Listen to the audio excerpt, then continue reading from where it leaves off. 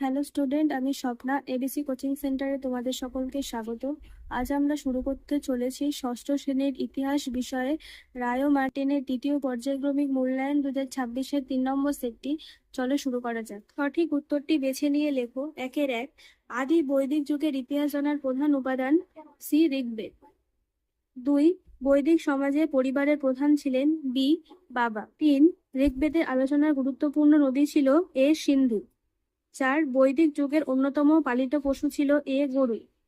5, দ্বিতীয় বৌদ্ধ সঙ্গীতটি হয় সি, কালাশোকের সমান। 6, পিটক কথার অর্থ এ, ঝুড়ি। 7, জৈন ধর্ম অনুসারে মোট তীর্থঙ্কর ছিলেন সি, 24 জন। 8, মগধের রাজধানী প্রথমে ছিল বি, রাজগৃহে। 9, অশোক স্তম্ভটি পাওয়া গেছে এ, সারনাথে। 10, কৌটিল্যের লেখা বইটি হলো সি, অর্থশাস্ত্র। 9, চন্দ্রগুপ্ত মৌর্যের ছেলের নাম বি, বিন্দুসার।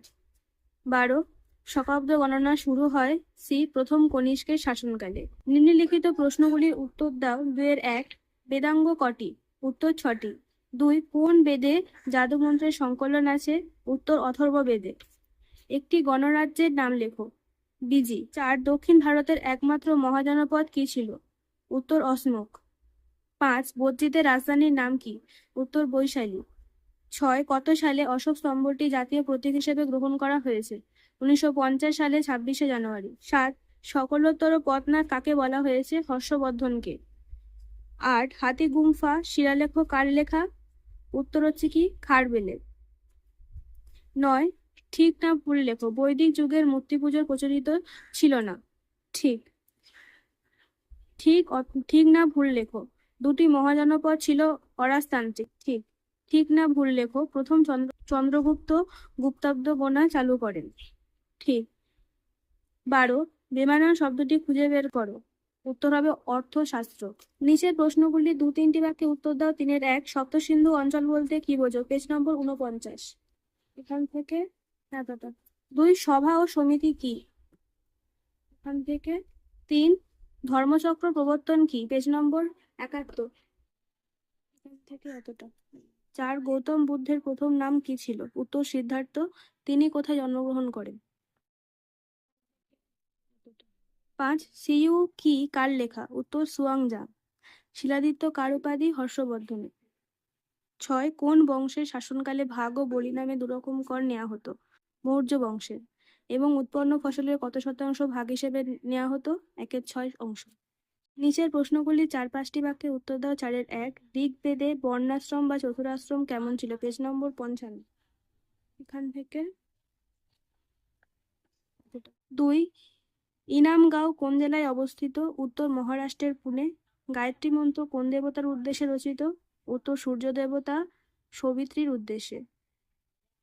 আর রন্তিন কাদের বলা হতো? এখান থেকে এতটা। দিগম্বর ও শ্বেতাম্বর সম্পর্কে সংক্ষেপে লেখো। পেজ নম্বর 70। এখান থেকে এতটা। 4, চতুর আর্য সত্য বলতে কি বোঝো?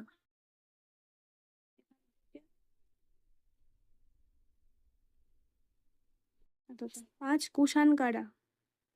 কনিষ্কের রাজধানী কোথায় ছিল? পেজ নম্বর 87 থেকে এতটা। আর কনিষ্কের রাজধানী কোথায় ছিল? উত্তর পুরুষপুর বা পেশোয়ার। 6, সাতবাহন বংশের প্রথম শাসক কে ছিলেন? উত্তর শিমুখ।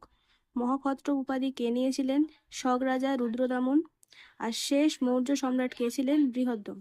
নিচের প্রশ্নগুলি 8-10টি বাক্যে উত্তর দাও। 5-এর 1, বৈদিক যুগের শিক্ষা ব্যবস্থা কেমন ছিল? পেজ নম্বর 57 থেকে 59। এখান থেকে